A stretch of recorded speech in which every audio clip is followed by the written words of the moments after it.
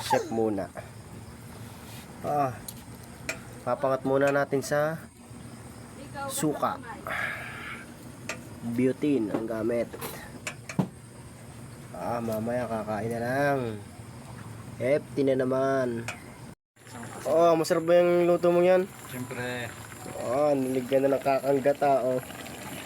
Tapos kakain na lang. Bang. Una, tinimusan pa.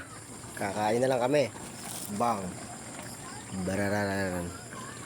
Ito yung huli naming isda. Ang nilaw. Yung naglagay ng dahon. Kakapit. Yay.